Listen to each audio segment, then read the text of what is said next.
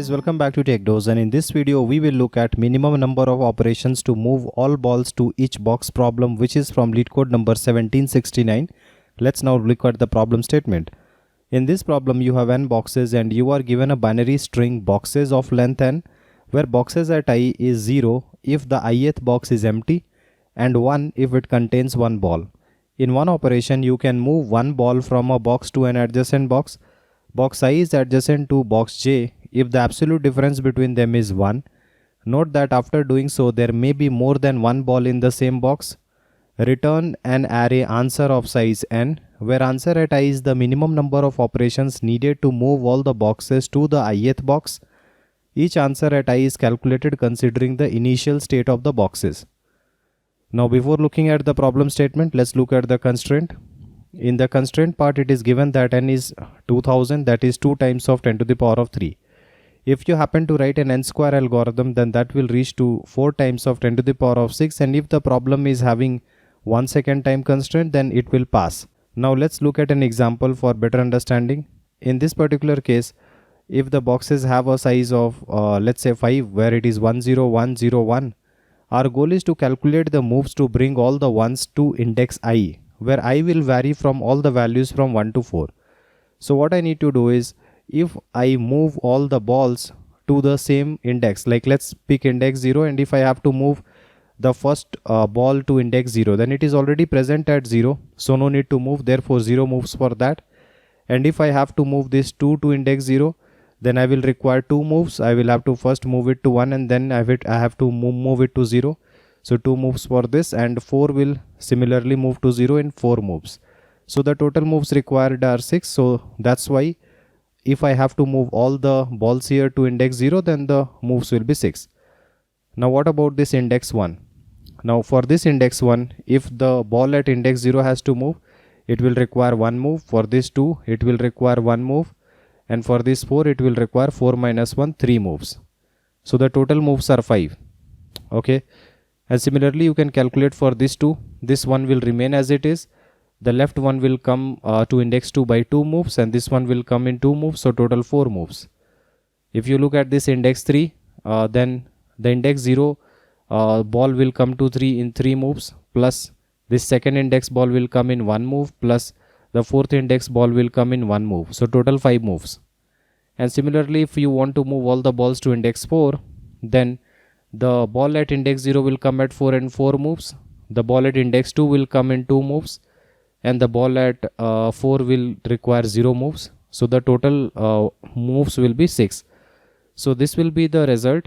The result here shows that if you pick an index 2, then what will be the total number of moves required to move all the balls to index 2. So in this problem, we are required to find the moves for moving each of the balls to each of the indices and return as an array of answer. Now let's look at the idea for solving this problem. In this case, let's say that the index to which I want to move is index 2.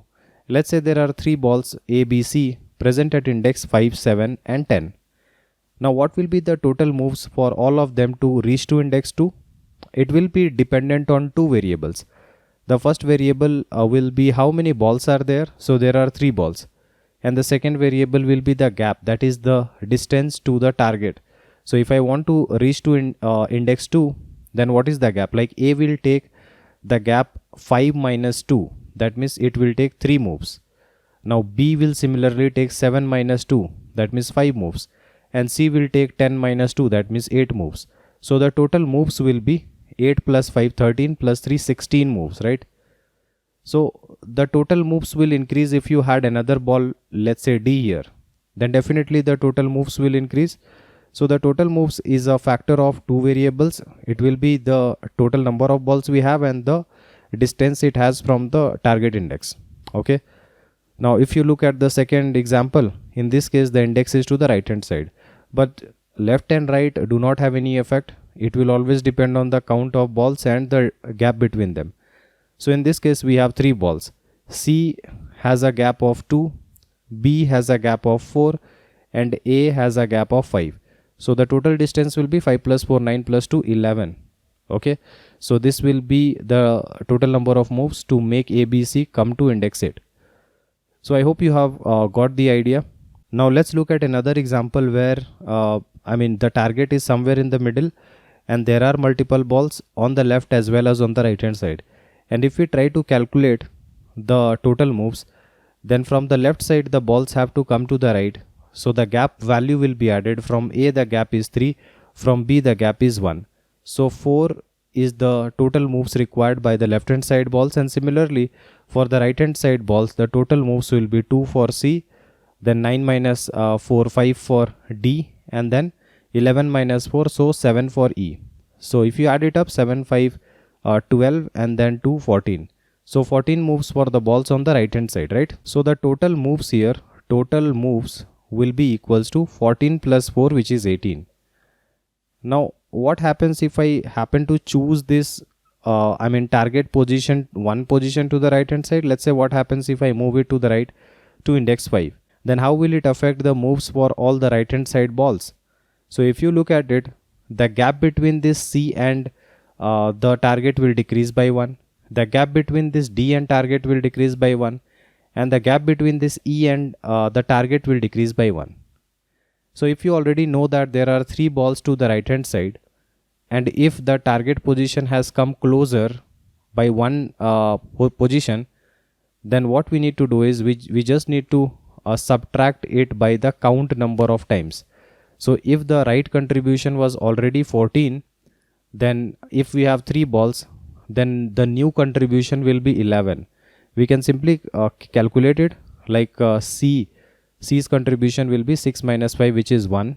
D's contribution will be 9 minus 5, which is 4. And D's contribution will be 11 minus 5, which is 6. So if you add it up, it will be 11, right? So this is the same. I hope you have understood this. Now for the left hand side balls, this target position has moved to the right hand side, so it has moved farther. So if you move farther, then the gap for this B will increase by 1 and the gap of this A will also increase by 1. So again, if I know the total count on the left hand side, then I can just add the count. That means there are 2 balls, so I can just add the count to the previous contribution to get the new contribution. So this should be 6 now, right? So if you just calculate it, it will be 5 minus 3. So this is 2. And if you calculate 5 minus 1, so this will be 4. 4 plus 2 is 6, right? So the new contribution is 6. So this is how movement of the target position can adjust the actual total number of moves, and it will always depend on the count of the number of balls present on both the right hand side and the left hand side. So if we can keep track of the balls both on the left and right hand side, then actually we can solve this problem optimally to count the minimum moves required to move all the balls at the same position. So the sliding effect is, if you slide to the left hand side, this target to the left hand side, then the count number of contribution will be decreased for all the balls on the left hand side, and the same goes for the right hand side, but it will be increasing, because if you move farther from one side, then the contribution will increase, and if you move closer to one side, the contribution will decrease. If we slide to the right hand side, then we are moving closer to the balls on the right hand side, therefore we will decrease its contribution by count number of balls on the right hand side, and on the left hand side, if we have count number of balls, it will be increasing the contribution because we are moving farther away. So having understood this, let's look at how do we start solving this problem. So let's say our boxes is having a value of 1 0 1 0 1. So if all the ones have to move to, let's say, index 0, then what will be the total moves required? So in this particular case, the total moves required will always be the sum of the indices wherever the ones are present. Wherever the balls are present, right? So the balls are present at 0 2 4, and if you want to move to index 0, then it will be the sum of all these indices where the balls are present, and it will be 6. Why this is true? This is true because if you find a difference with 0, then you get the exact same value, right? So the sum will actually give you the total moves required.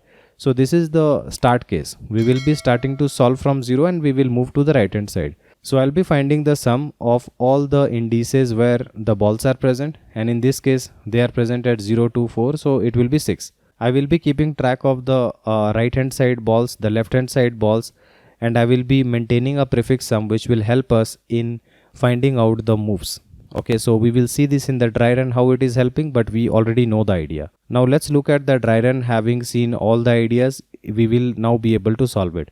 So if we have the boxes array 1 0 1 0 1, and if you want to find the result, that means the moves required to move all the balls at index 0 1 2 3 and 4 one by one, then we can apply the previous logic and form an algorithm where we find out the moves required to move to a certain index, and that will always be equals to the prefix sum plus the sum. We have already pre-calculated the sum value, which is equals to 6 in our case, right? So if we know the sum is 6, then for 0th index it will always be 6, because there is no ball to the left hand side which needs to be moved. 0 is the first index, right? So I can write 6 here. So this is done in the first 2 steps. After having done this, I will be checking if this is a ball. So yes, it is 1, so this is a ball. If this is a ball, and if I have to move to the next index, then definitely the left side count of balls will be increasing by 1. So the left ones or the left balls will increase by 1, and this will become 1 now. And if we are increasing the balls on the left hand side, it must be moving from right to left. So the right hand side balls will decrease by 1. Now I will be assuming the prefix sum to be the moves required by all the balls on the left hand side, and the sum to be the moves required by all the balls on the right hand side. So if one ball is gone, and if we are moving to the right, we are moving closer to the right hand side. Therefore we already know that the contribution of this 6 will decrease by how many balls are present on the right hand side. 2 balls, so it will decrease to 4. And similarly the contribution on the left hand side will increase. This is the left sum or the prefix sum. It will increase by the count of balls on the left side, so this will become 1. Okay, so I can just say that the new contribution of the right hand side will be 4 and the left hand side is 1. So you can just add it up, right side contribution, left side contribution, and write 5 here.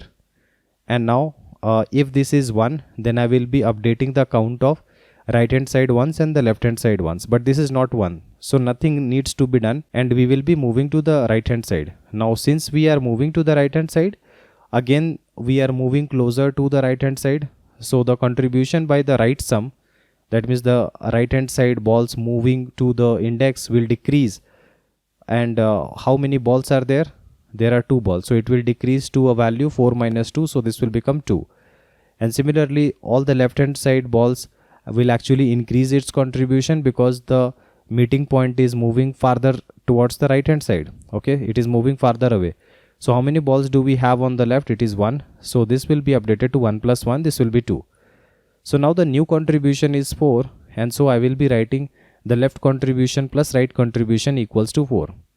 Now at this particular point we have 1, so if we try to move to the right hand side, then definitely one ball will move to the left hand side from the right hand side. So the right ones will decrease by 1 and the left ones will increase by 1. Okay, and once we are done with this, I have to update the contribution of the right balls, and that will be equals to 2 minus the number of balls on the right hand side, which is 1, so this will become 1. And similarly the left sum contribution will be increased from 2 to 2 plus the number of balls on the left side 2, so this will become 4. So the total sum is 1 plus 4, so the total contribution is 5 from both the left hand side and the right hand side movement. Now this is 0, so I'll just be directly moving to the right hand side, and if I do that, I move closer to the right hand side, so this contribution will decrease from 1. So the number of balls on the right hand side is 1, so this will become 1 minus 1, so 0 from right hand side contribution, and the left hand side contribution will increase from 4 to 4 plus the number of balls on the left side, so this becomes 6. Now the total contribution is left contribution plus right contribution, so this will be 6, and we are done. We will be going out of bound, right? So this is the result, and this is what we need to return. Okay, and here is the pseudo code of the entire algorithm. Now if you consider the time complexity, then we had actually calculated the sum, the total number of right side ones, that means the balls. So these all calculation requires O and time, and after this we are calculating each of the moves by adding the prefix sum and the right hand side sum. So that is also order of n, therefore the total complexity is order of n. The space complexity is order of 1, the result will not be going to the space complexity, because this is something which is required to be returned in the answer, right? Apart from this, we are not using any extra space. Let's now look at the code. If you are someone who is looking to prepare for top product based company within a limited time of just 3 months, then we have brought for you both the DSA and the system design live interview training program. The most important feature of this program is you get a filtered and condensed structured curriculum, in-depth discussion of all the topics, and my guarantee of your understanding, one-on-one guidance with me, and live weekend classes. To know more about the training, you can WhatsApp us on this given number. In this code, we are given the boxes, and I will be finding the number of boxes, keep a sum value, and keep a counter for the right hand side once.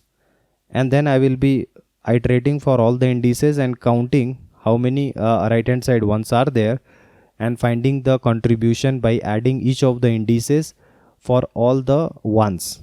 Okay, now once we are done with this, I will be taking the resultant array of size n, and I will be taking the prefix sum, which will always be tracking the left hand side contribution. That means all the ones if from on the left hand side, if it needs to move to the target on the right hand side. And then we will maintain the left hand side ones. Once we are done with this, then we will be iterating for each of the index, right from index 0 to index n-1. And whenever we are at an index I, we will be adding the contribution to the result at I, saying that the result at I will be equals to moves, where moves is the contribution by the left hand side and the right hand side. So if we have ones on the left hand side, how many moves will be required to move to I?